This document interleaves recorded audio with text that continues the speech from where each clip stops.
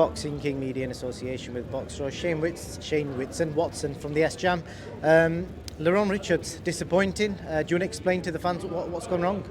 Oh, I'm devastated, mate. Like, it hasn't even really properly sunk in yet. But it's just a freak accident, a bit like what happened with Frampton Gutierrez situation some years ago. LERRONE made the weight well. Obviously, he was even a few pounds heavier than what he usually makes, because that was the catch weight that was agreed. This freak accident, he just collapsed and hit his head, and then as a team we had to make a decision, and that's the decision that the fighter's health is paramount and it's always number one, no matter what, and that's to put him from the fight, live to fight another day. You know, you can't put people in there with head injuries of other fighters. Look at the tragedies we've had in boxing in the last few years. The people that are fully fit going in there. It's a dangerous sport at the end of the day.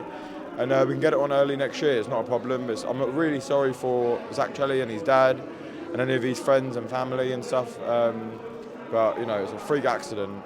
And anyone in any way who suggests that LERRONE didn't want to fight Zach Chelly or was scared of him, we look at him fighting Gongora and actual killers in the super midweight division.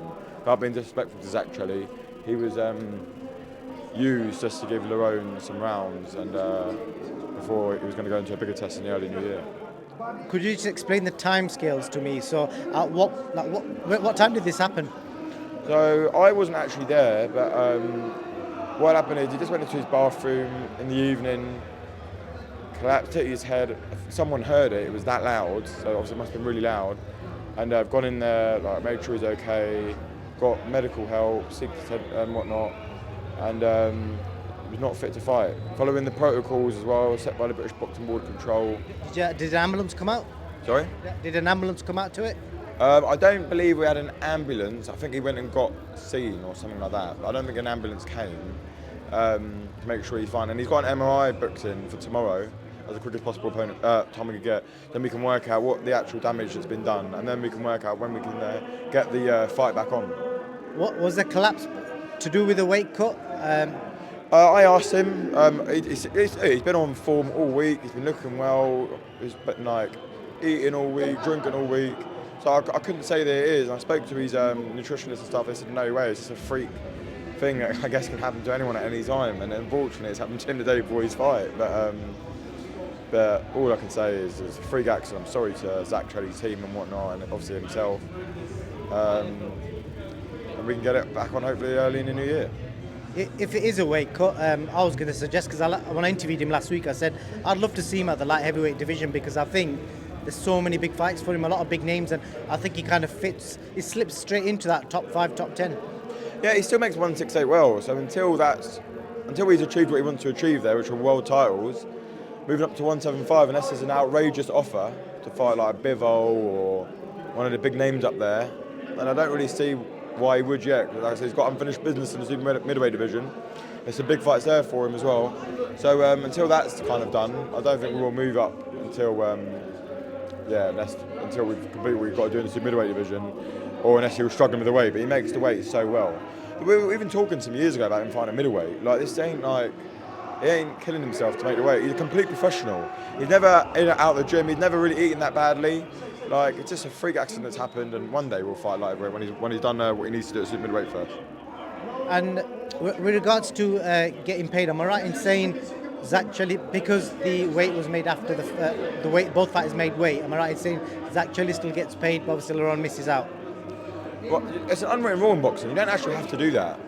So I'm assuming that expenses will get paid. That's usually like a thing that they do, like compensation for camp, and then you reschedule a date. That's what happened. Yeah, LERRONE won't be paid, of course. We won't get any compensation either. But it is what it is, man. Like, it's a freak accident. I'm not even overly worried about the money, as long as his health is as long as he's in good health, which he is. That's all I really care about. Yeah, money and all that shit comes second, third, fourth, fifth in life, man. So. And last question on the subject. There's a lot of talk on Twitter. People are saying, "Oh, you may not get that chance again by another promotional outfit." Are you concerned with anything like that happening? Absolutely crazy. You know what? It's just people's stupid opinion. They know absolutely nothing what they're talking about. He's been signed with a few great promoters. He's got no problem. The fight's going to get remade anyway, and don't listen to what Zach Trelly and his dad and that are saying today. Listen, they're emotional and they're upset. Like, of course they're going to say things like that.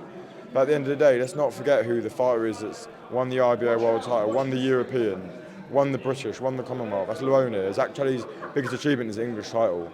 Let's not forget that. They don't call the shots here. So we will do that. And the rematch, well, not the rematch, the fight will be back on early in the new year when LERRONE spends a bit of time with his son now, because he doesn't get to see his son as often as he would like, obviously because of training camps and stuff.